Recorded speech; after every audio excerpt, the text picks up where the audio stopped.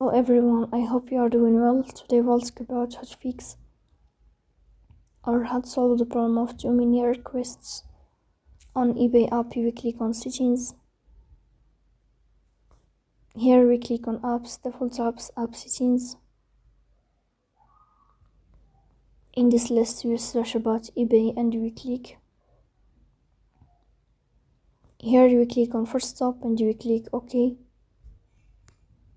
Then we will enter to storage. Here we click on clear cache. Then we go to Play Store. You will search about eBay online shopping and selling. Here you will uninstall your app and you will install it again to fix that problem.